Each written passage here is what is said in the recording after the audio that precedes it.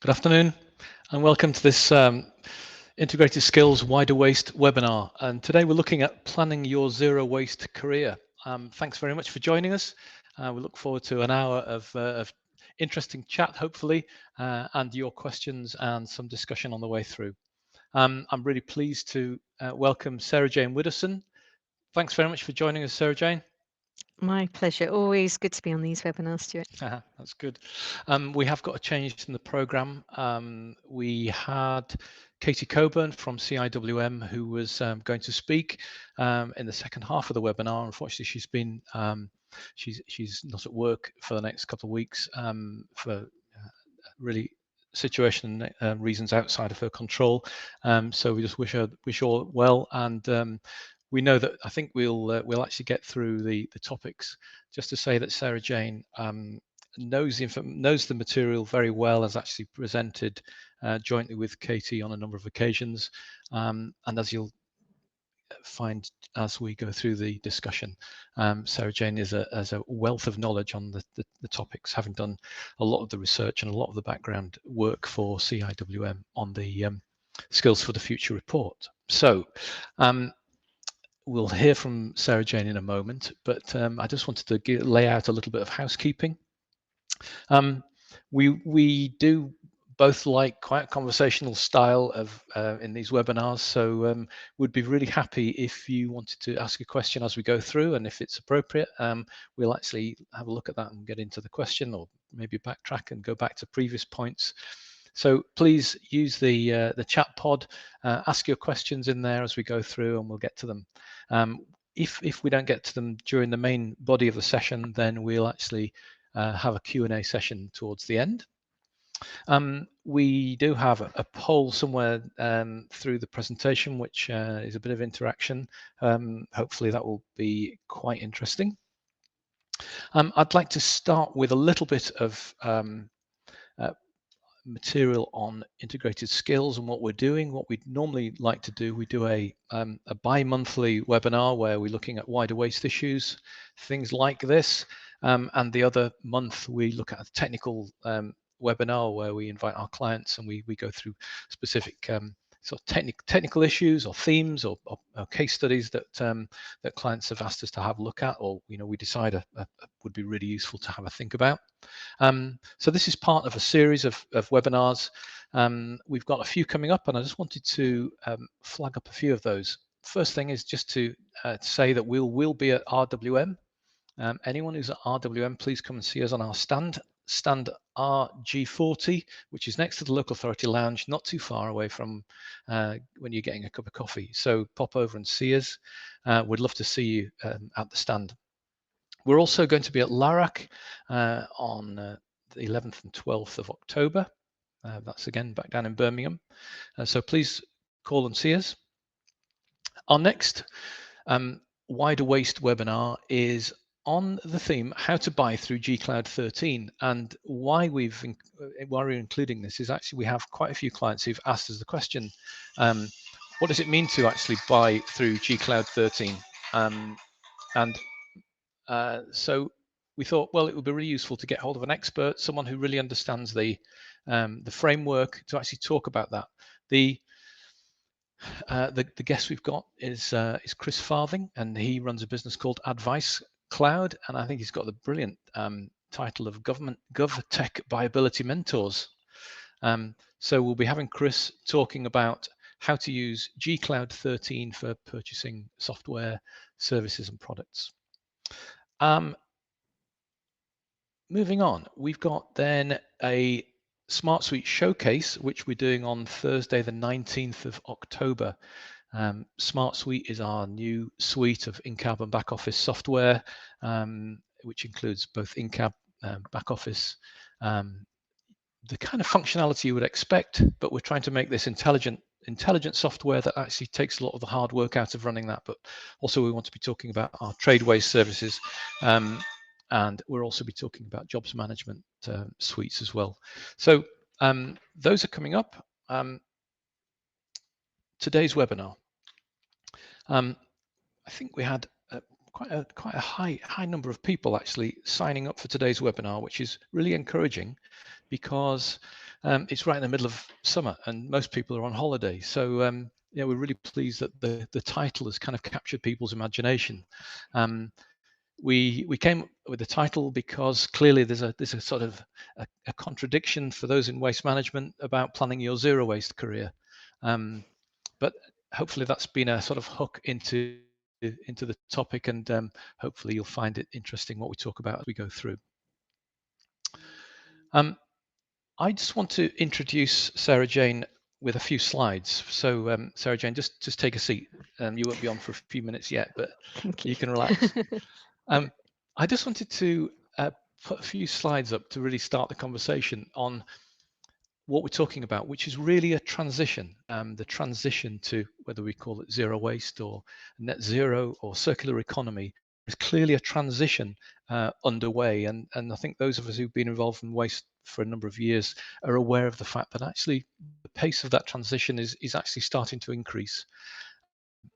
And so I wanted to flag up this diagram here, which many of us have seen, we've used, we've published in reports, and we've probably presented in proposals to politicians within our employment to say this is why we need to be moving away from just a disposal or recycling model to other things. I just wanted to make a very simple point that I wanted to ask you the question: do you acknowledge that this is, well, would you agree with the principles of the waste hierarchy? I know people have got slightly different opinions on which version of the waste hierarchy you use, and some people, like to discuss the detail, but really I'm talking about the general principle. And if we do agree with the general principle of that we need to be moving away from disposal to prevention via recycling, reuse, then we are kind of by the very nature acknowledging that we are involved in a transition, and we're saying no, this is a transition process, because what we're wanting to do is for all of us to be moving up that hierarchy. So we're all getting to the stage where we're doing more recycling than we are disposal, where we're actually doing more reusing than we are recycling, and then we get onto the idea of prevention. That indicates a major transition in the way that we and services will operate and live our lives. My second point is this one. The polluter pays principle is the simple principle that that came into legislation, European legislation and UK legislation, probably from the 1970s onwards, which is about the idea of responsibility for producing pollution or waste. So the polluter pays principle simply says that those who are responsible for generating that waste should be responsible and carry the burden for actually its treatment. And more precisely, it suggests that those people who are actually making money from generating products and materials should be also responsible for the cost of disposing of the waste caused by those materials. And just a flag to say that we're all aware of the government's new legislation, the strategy, which we're still waiting for, but just to say that within the EPR element of that, there are the first sort of elements of that being laid down, which is transferring the true costs of waste back to the producers. I just to flag those two things really, because we're talking about transition today, but just by acknowledging those two areas of policy, we're all saying yes, we agree, and we're expecting that transition will happen. But maybe for some people, for some of us, it's coming sooner than we anticipated. Right, now this properly is a digression, one way or another. Let me just explain the fact that I've got a friend who is a touring musician, and he plays piano, and we were having a conversation the other day, and I was explaining to him about this webinar and what we're doing in the moving from a linear waste economy to a circular economy, and he was more interested than I actually expected he would be. I thought he was being just quite polite, but he said that's actually so similar to the transition that he's been through in the music industry. He trained as a musician, and he's done a degree and master's degree in music. He's a very accomplished musician, but he was explaining to me how over the past few years, although he's qualified as a musician and he loves to play and he plays in concert and he plays in front of many people and he's very good, he said he never actually anticipated the fact that he would first need to learn how to run IT. He didn't expect that he was going to have to become a social media expert. He didn't expect that he was going to have to become kind of his own engineer, music engineer, doing his own sound recording. He didn't expect that he was going to have to be creating his own sort of booking platform and running a booking platform for people who come to his concerts. All of those things were new and new skills for him. And I just thought it was really, really interesting. One of the other points he said that he has to sort of wrangle with the idea that at the moment he may be having great success publishing his music on one particular platform.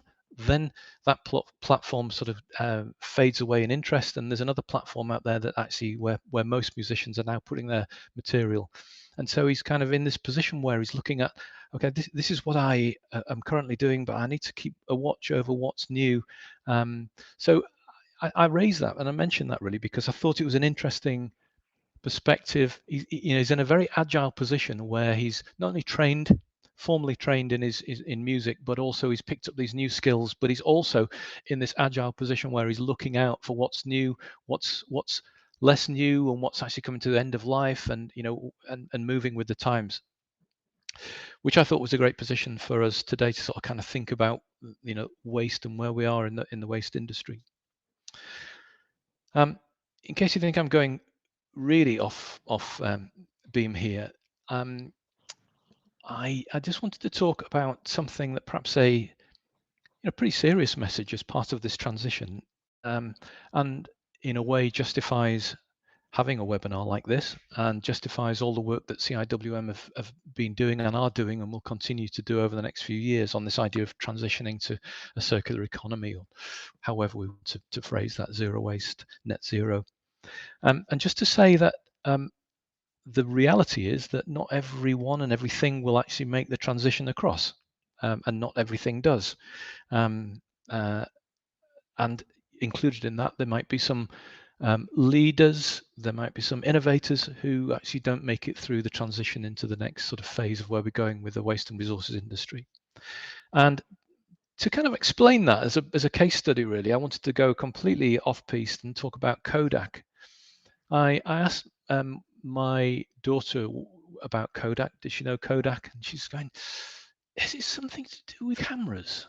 And for some of us who are a bit older than that, the name Kodak is actually completely tied up with the world of photography and film and all of that kind of stuff. So there's no doubt in it, but obviously it's a very different time nowadays. Kodak were the world leader in photographic equipment, photographic chemicals, for many, many years. In 2012, Kodak filed for bankruptcy, and the world had obviously moved on to digital photography by that time.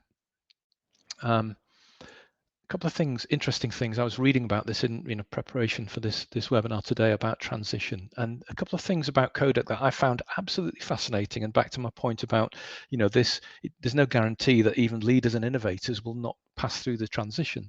But did you know that in 1975, Kodak invented the world's first digital camera, and in 1992, Kodak then went on to follow that up with the world's first digital SLR, single lens reflex camera.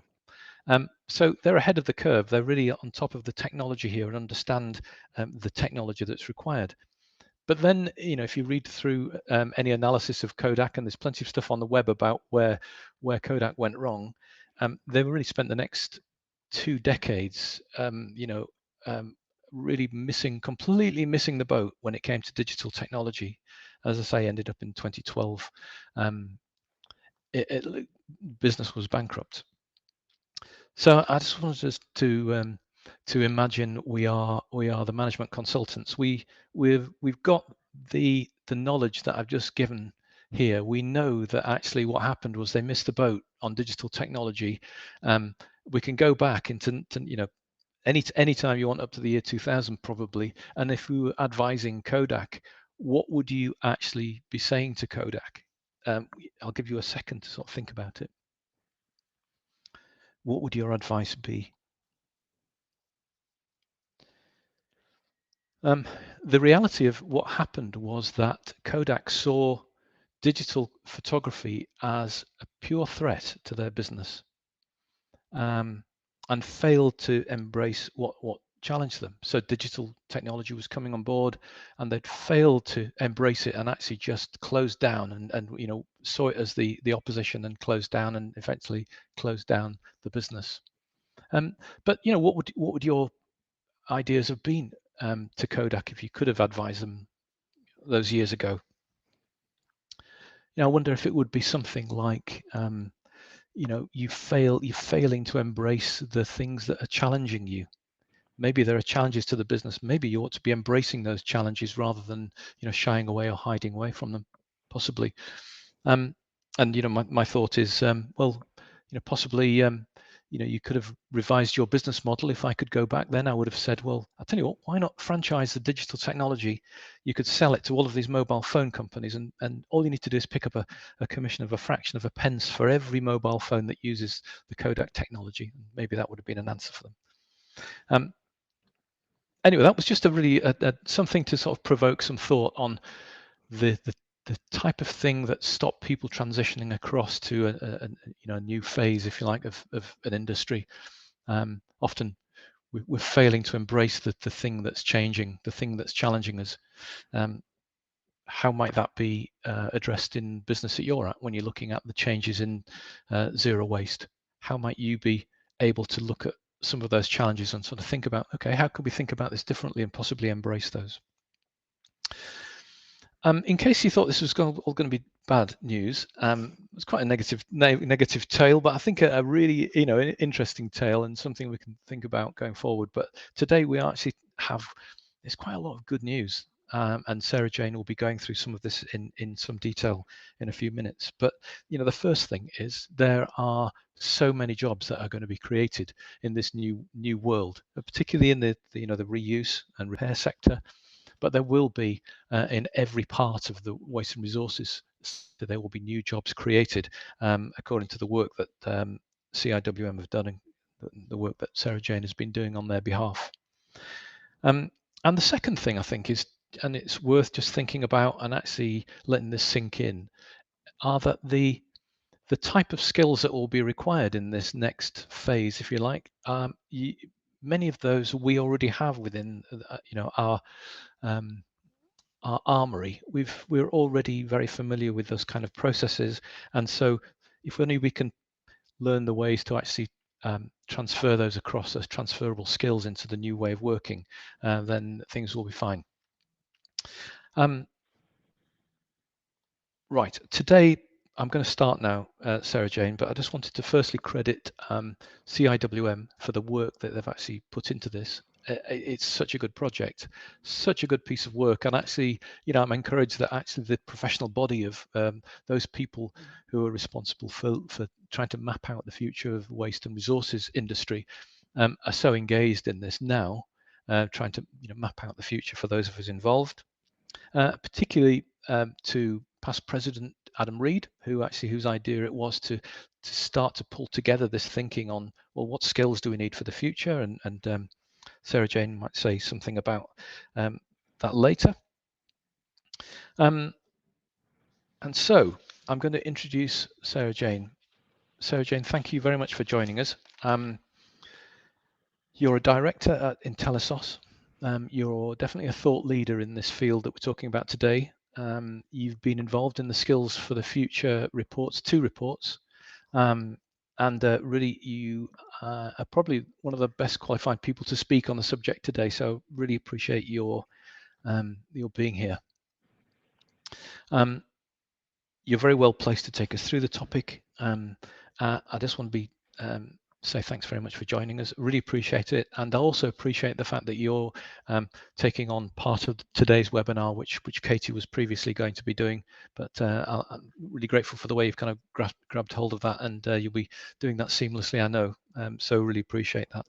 I'm going to stop at this point, and I'm going to hand over to you, Sarahjane. Thank you very much. Oh, thank you, Stuart. What wonderful introduction.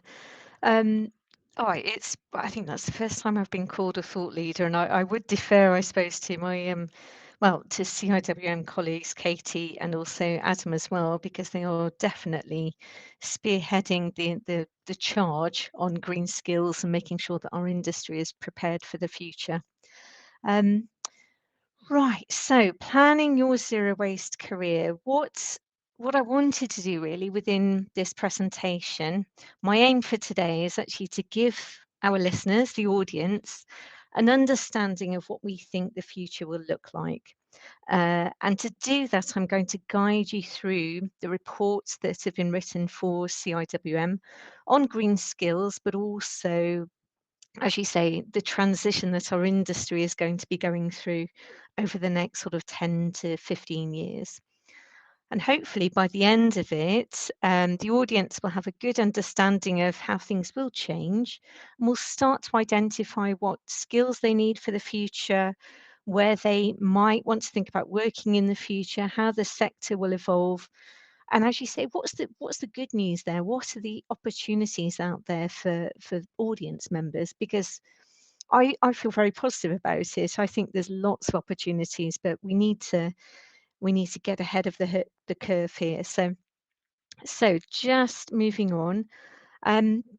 Yes, so this journey actually began for us in 2020 when Dr. Adam Reed became commissioned his presidential report to become president in 2021. And this was the report that's on the right of the screen at the minute, Skills for the Future.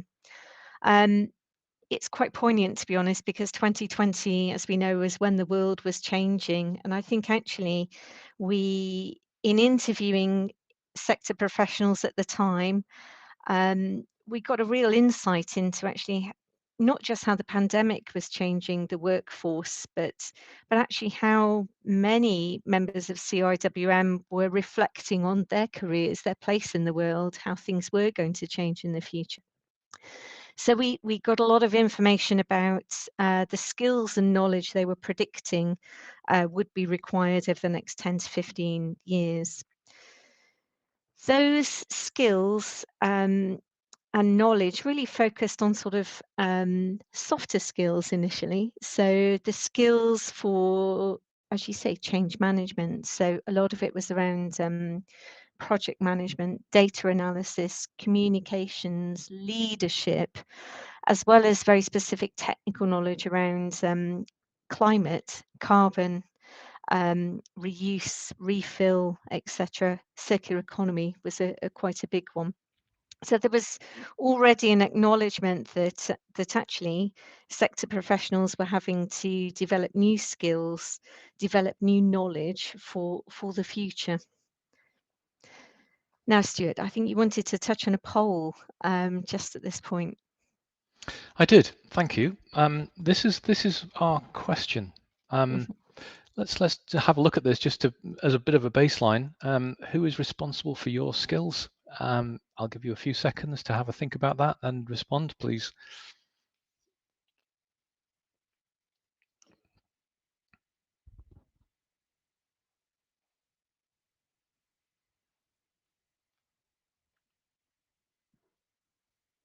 A few seconds left. 5, 4, 3, 2, 1. Thanks for your comment, Robin. Yeah, that's a very good point, but the nature of the polls mean that we're going to have to restrict the answers. Right. Okay, let's end the voting. Let's share the results.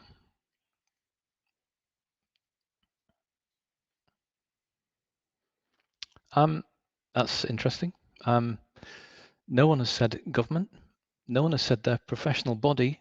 A few people have said their employer, but most people have said that they themselves are responsible for their skills. Interesting. That is, I do like to see that. Well, I like to see that people are feeling empowered, that they need to develop their own career. I'd always say that CIWM as the professional body has a wealth of content, material, webinars, magazines, etc., to help you develop knowledge, training courses, etc. But it's interesting for me to see the shift between actually people taking hold of that, you know, the need to develop themselves and not relying as much on their employers. And I wonder whether some of that shifted actually during the pandemic. Mm. What do you think, Stuart? No, I agree. I think there was definitely a people had a moment to review careers, you know, what they were doing, and I think, you know, thinking about the fact that they do become responsible. They did become more responsible. I'm sure we did, for, you know, what we're going to do with the rest of our lives, without being too profound about it. But I think that was definitely a theme that I, you know, discussed with other people as well. Yeah, I agree. Fantastic. So, when the Skills for the Future report was published in 2021, we had a good map of actually what skills and knowledge we thought that the sector required for the next sort of 10 to 15 years. We were sort of hitting a zeitgeist at the time because actually government, other industries were very focused on transition, thinking about how do we meet the needs of the future, particularly, you know, how do we meet the climate targets that have been set? How do we get more people working in green jobs across the UK?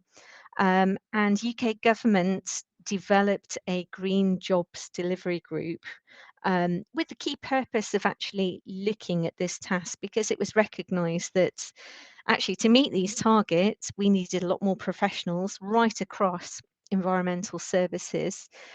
And for that to happen, we needed to understand the transitions, but also where there would be pinch points actually. So if, you know, more than one sector needed a lot of engineers, how would we get enough engineers in the right place at the right time to meet these demands and not slow our transition?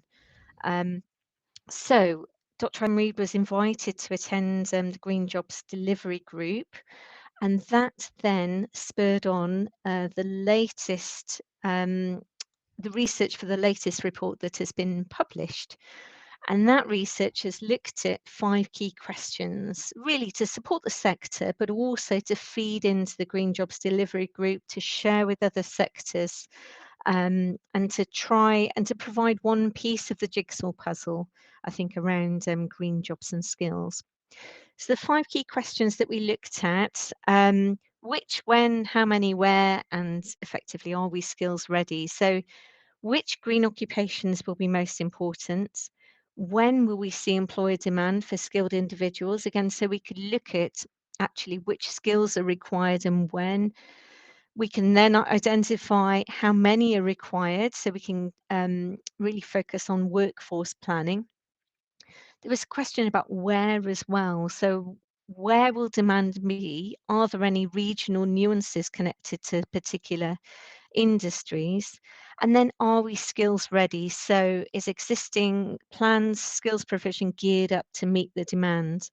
We'd already identified in the previous report that actually there was going to be a huge demand for different skills and knowledge.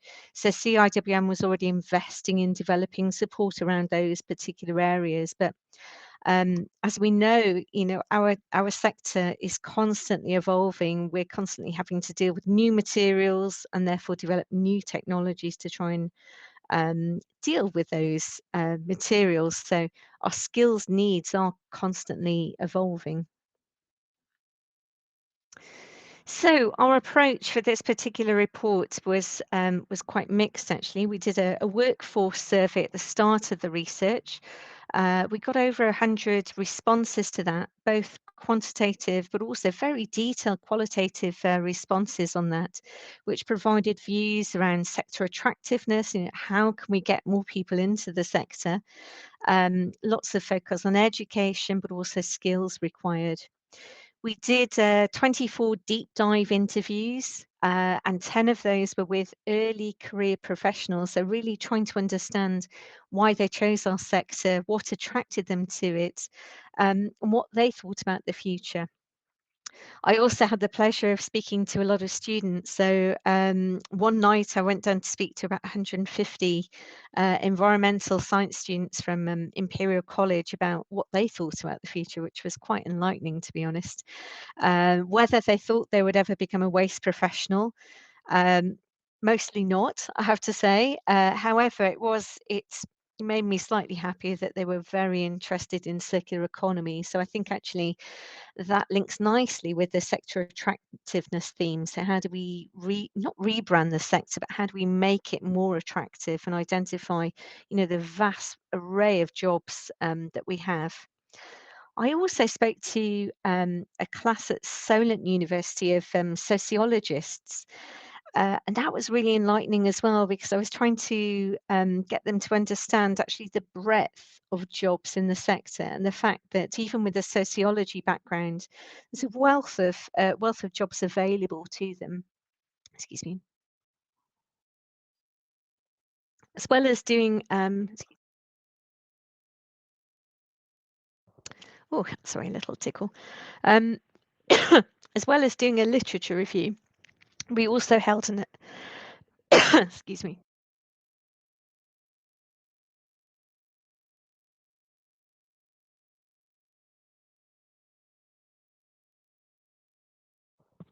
Oh, that's never what you want on a webinar, is it? We also held 2 workshops with the CIWM Skills for the Future Working Group, which has around 70 industry professionals from a really broad range of backgrounds. And they gave fantastic feedback around, educational required in the future, different skills, and also what they wanted to see in terms of workforce planning. So all of this fed into our predictions for the future. So just to take you through um, what we discovered, we planned out how broadly how we thought the industry was going to change, right the way up until 2040, and what the major transitions were going to be during that time. So at the moment, policy preparation still a key theme. We're still struggling with it, waiting to hear what's happening with government. But we thought the next sort of 5 years would really be focused on preparing for new policy, new regulations. There'll be a focus on reduce, reuse, recycle, transition to the circular economy, lots of focus on packaging, on WE, etc. 2025 onwards was when those policies and regs actually kick in. We're actually implementing them. So we're focused on extended producer responsibility, deposit return schemes, circular economy. There's more focus on the built environment and planning, product and packaging design, and design for circularity, reuse and refill as well. We're also thinking more about end of life for waste. Moving to 2030, and 2030 is such a key year for the environment. So many different targets focus on that year. So it's the target year for the Sustainable Development Goals. And we thought that this is the time when we actually start to focus more on high carbon materials. We're moving away from weight-based metrics. We're looking at things like food waste, more focus on plastics, textiles. And importantly, we're actually supporting other sectors with the transition here. So we're really thinking about system change. And this is a key role for the waste sector in the future.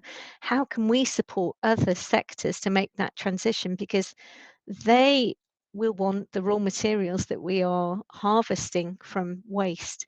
They will want to understand how to engage their employees, to engage their customers, to enact behavior change. So there's going to be a really key role for us in the future here.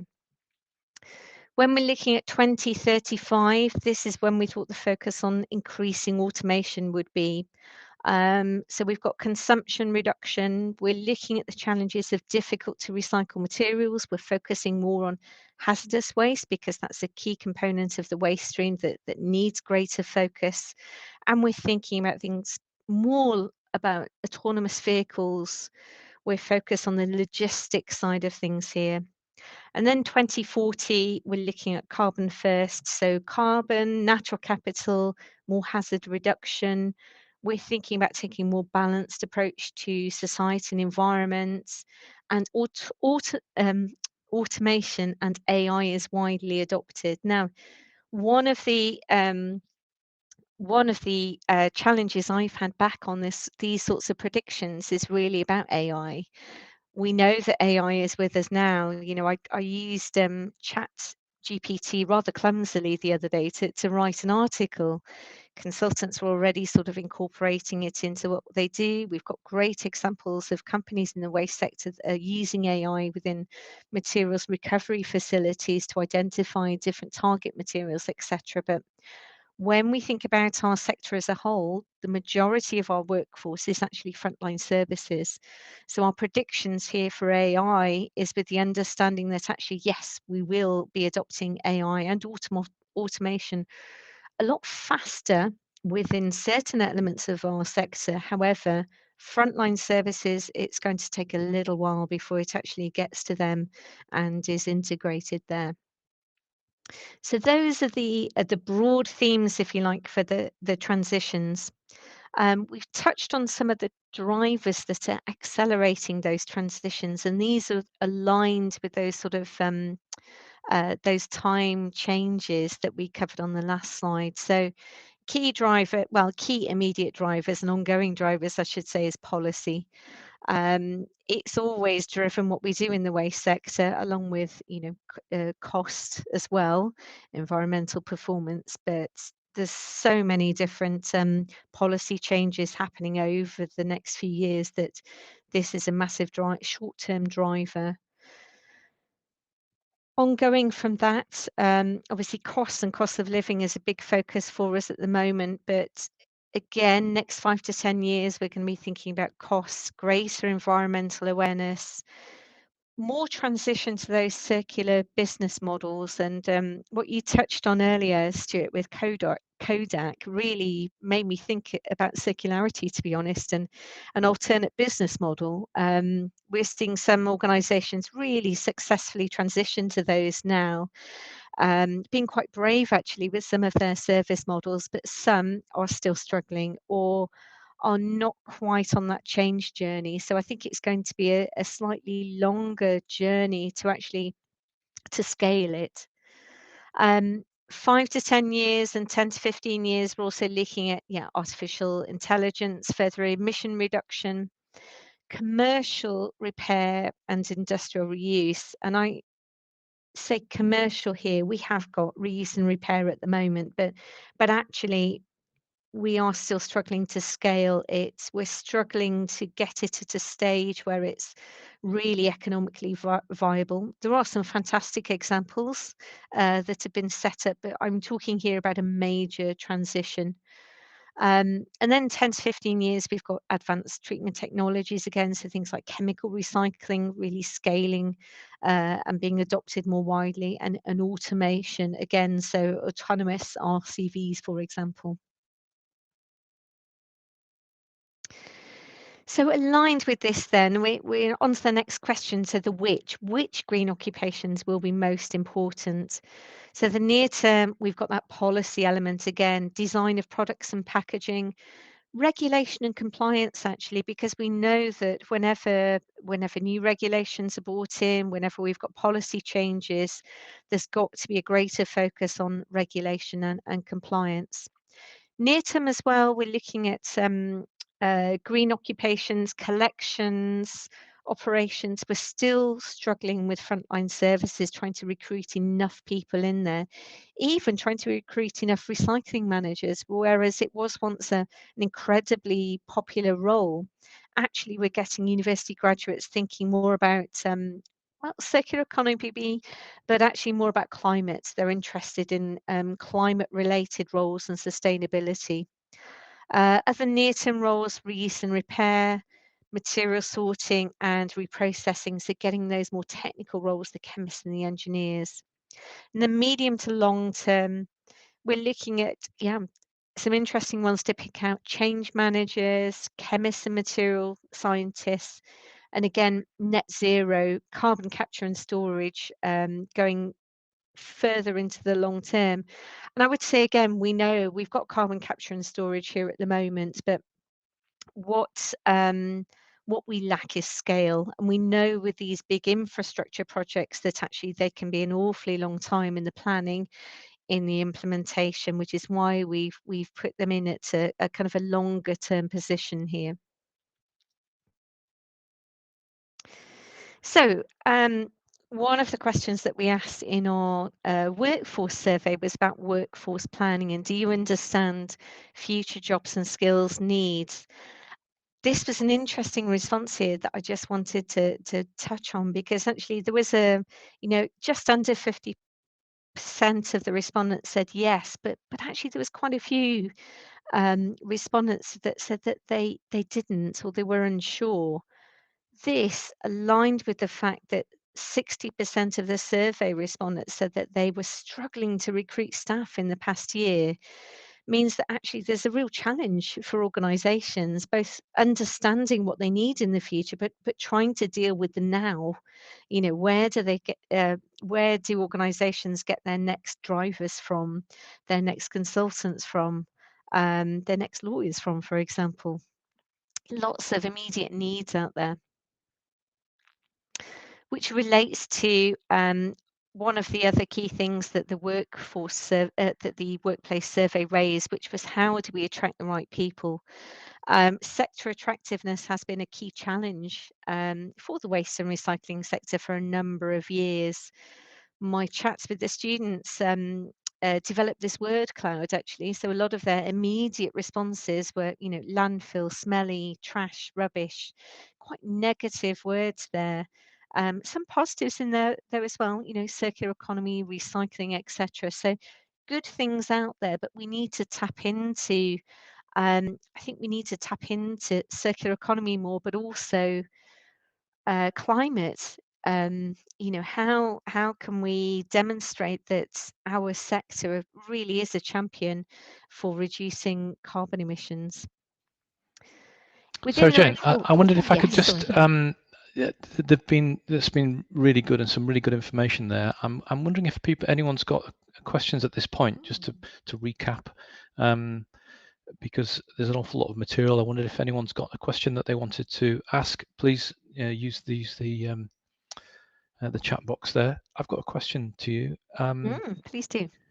One of the drivers for accelerating transition was policy, and it was just a thought, and I wanted to ask your view on it. But it strikes me that those involved in waste and resources over the last 20 years have probably dealt with more policy than most people in any other sort of career, and it seems that must be a strength that the waste and resources industry have, and actually that resource could be used and used by a whole range of other players in this transition.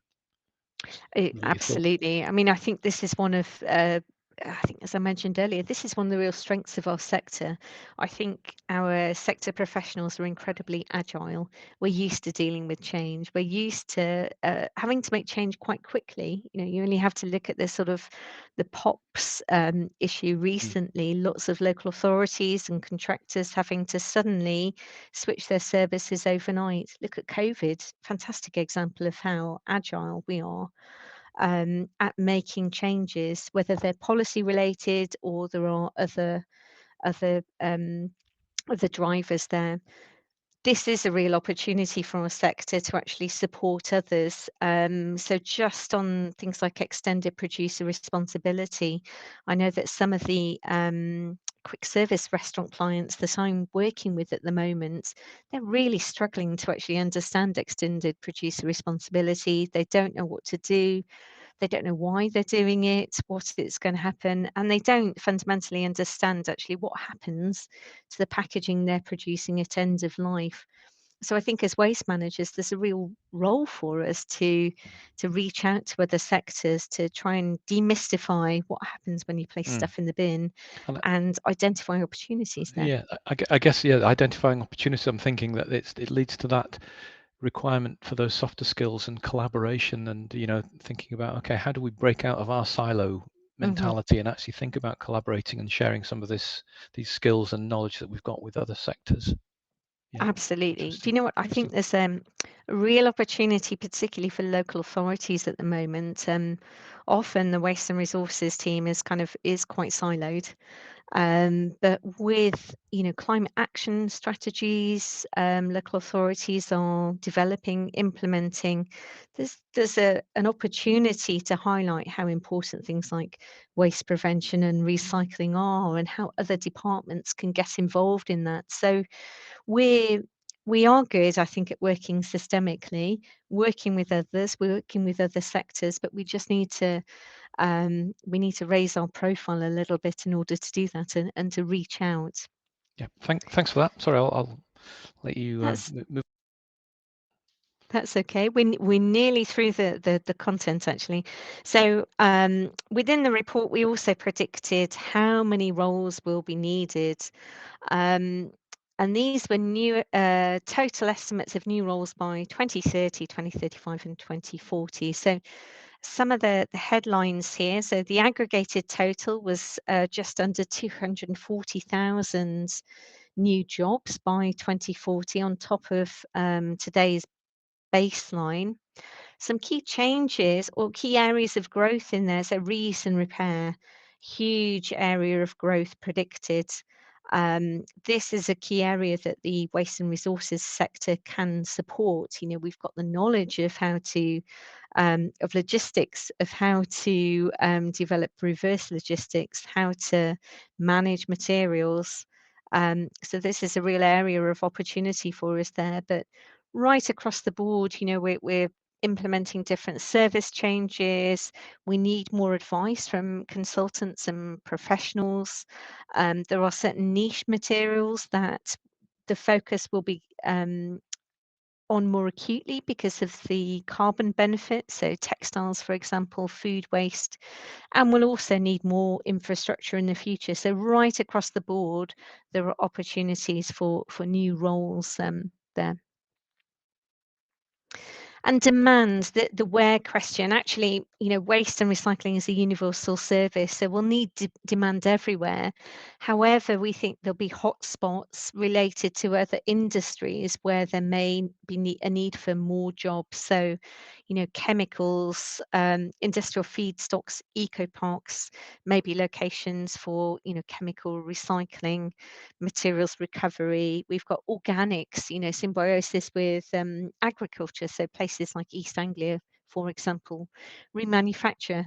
It might be the West Midlands, they're building on industrial heritage, or there might be bespoke areas like, Scotland for recycling of wind turbines when they come to the end of their first life. So one of the last questions we wanted to ask was actually, are we skills ready as an industry? And the answer here was yes and no. So we definitely need to improve skills provision for the future. We need more trainers, and CIWM is definitely ahead of the curve here in terms of developing new courses, providing support to develop new knowledge. However, there's more to be done. Inadequate skills provision will hold the sector back. So we need to get these gaps plugged as quickly as possible. And we need to identify where we need very specialist technical support as well. So we can reach out to other industries to help us here. Within the report, we made some asks to government, and these were really support with attracting more people into the sector, so increasing that sector attractiveness, providing our sector with the tools and support we need for collective success. So this is really supported about around training, and we suggested creating a green skills fund to prime the transition. We also wanted immediate support with our recruitment needs, and I know Katie has been working with the Department of Work and Pensions to help facilitate that, which is fantastic to be working so closely with a government department. So last two slides, and I wanted to really refocus on the title of the webinar, so planning your zero waste career. There are lots of opportunities. If you're interested in this area, you can join the CIWM Skills for the Future working group. they have lots of different task and finish groups focusing on different areas. So if you are interested in training or health and safety, policy influencing, etc., there's lots of sprint groups associated with those. So just get in touch with Katie at CIWM for that, or the CIWM general email. And lastly, what can you do? So how can you plan your zero waste career? So hopefully the presentation today has given you an idea about where we think the waste sector is going over the next 10 to 15 years. An understanding of that will then allow you to reflect on yourselves. You know, what do you need to do? Where are you going in the future? I'd encourage you to do a skills audit, to think about it, to get support through CIWM. There's a fantastic mentoring platform where you can actually get support from others, but also share your knowledge. Never stop learning. So attend, things like the integrated skills webinars, but also tap into other forms of CPD that CIWM offer. But most importantly, embrace the change. Life is for learning, and the more that we can learn and understand where our sector is going, the better equipped you're going to be in the future. Thank you, Stuart. Sorry, that was quite a whistle-stop tour of the research there. That was really helpful, Sarahjane. Thank you.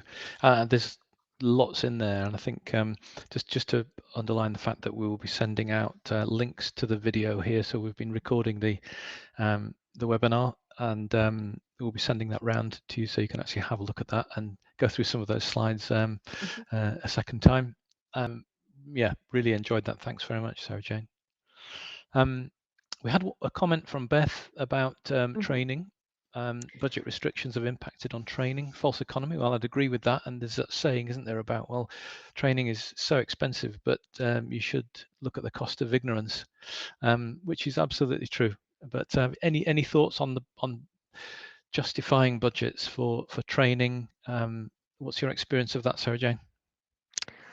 Oh, it's really difficult, and I know that when cost of living crisis, organisations are struggling, local authorities are having to trim their budgets, but training is so important.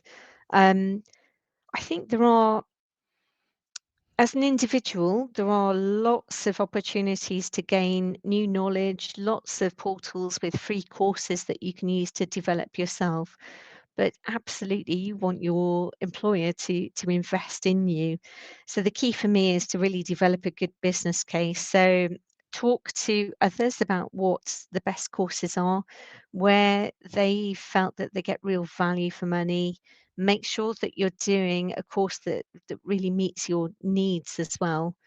And then develop the business case. So outline the benefits that it's going to give you compared to the costs, what you're going to be able to do in the future, and actually how it will help your team in the future as well. So things like courses around climate change definitely are going to help your knowledge in the future.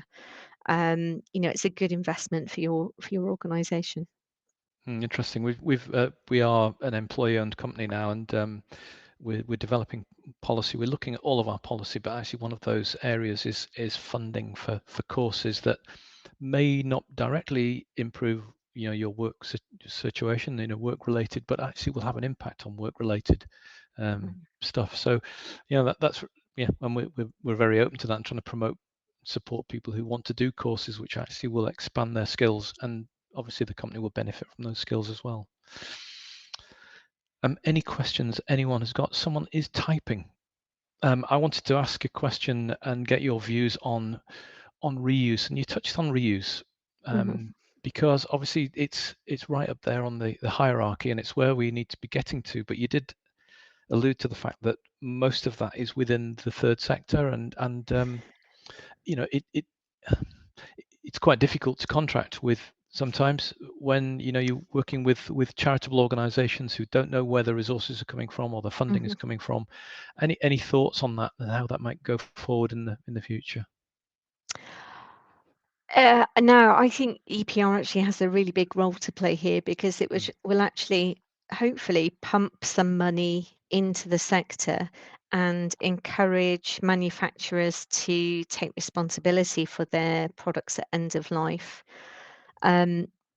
Resource scarcity as well, I think is on the horizon, particularly for waste electrical and electronic equipment. So there should be a greater incentive for manufacturers to get their own products back at end of life. But it's a real challenge. There are some fantastic examples, as you say, of third sector organisations that are doing great things in reuse and repair. And the pandemic as well spurred a real interest in people watching YouTube videos, learning how to repair things, getting stuck in, which is fantastic. But it just doesn't make economic sense for a lot of things. So until we either get the policy that's going to stir that, or actually manufacturers, it makes economic sense for manufacturers to actually industrialize reuse. It's gonna be a challenge, I think. Interesting, thank you. Point Beth made about there's also the fact that staff feel valued when they're invested in. I totally agree, Beth. And we're talking about here, and I hope you pick that up through Sarahjane's presentation, that staff retention is a major challenge these days across all industries, including within the waste and resources sector. So it does seem to be quite small-minded that companies don't see the opportunity for actually retaining staff and promoting staff retention within their businesses by providing and offering training. I totally agree. I wondered, we've got a few minutes left, Sarahjane. Beth has just come back. Sorry, social value has become a large part of procurements. However, a lot of is concentrated around apprenticeships and very local benefits rather than the investment in projects such as reuse. Yeah, that's an interesting one. There seems to be a lot of potential if people would just make the linkages. I completely agree. Yeah. Absolutely. And I think, as I said before, I think local authorities in particular are slowly starting to think more systemically. And I think these kind of climate action plans are helping with that, because they are looking across all departments at emissions. So it is opening things up, but yeah, we've still got some work to do, particularly around social value. We've only got a couple of minutes. I wanted to ask you a question about how you would advise anyone joining the waste and resources sector in their career development. What would you advise? What would be your sort of pearls of wisdom? Ooh. So reflecting on what's helped me, I think joining CIWM. I am a big advocate of CIWM. It's helped me to learn. It's helped me to meet other sector professionals, to get involved. So I would please consider that. Get out and about if you can. So make connections within the industry. I've got a group of really good friends in the industry, and lots of sector professionals that I would consider my sector friends, if you like, that if I've got a problem, I can pick up the phone, have a quick chat with them, get some advice. So that's developing your network is really, really important. Joining the mentoring platform, again, that is really good. I've had a number of different mentors over since the mentees, I should say, over the pandemic, all wanting different things. So one was looking for support with job applications, interview practice, running a meeting was one of them, writing articles, a really broad range of things. So yeah, dip into that as well. Very good. Thank you. I really have appreciated your presentation. I wanted to ask you one thing. You're working on an interesting project, and have been for a while, on waste prevention for local authorities. In the last minute that we've got, would you just mind sort of setting that out and talking about what's happening with that? Yes, so that's going to be launched at RWM, commissioned by Sewers. It focuses on local authorities and encourages them to actually rethink waste prevention. We've all, we've been there, done that, but actually now is the time to look at it again, because Things like climate action strategies are opening the door to new opportunities for waste prevention. And the report looks at every department within a local authority, so takes a slightly different view. Thank you very much for that. We're out of time. I just want to thank you, Sarahjane, for presenting. Thank you all for joining us. We hope to see you at RWM. If you're going to be there, come along and visit our stand, and you'll see, no doubt, you'll see Sarahjane at some of our future webinars too. Thank you very much for your time. Really appreciate it, and enjoy the rest of your day. Cheers. Bye-bye. Thank you.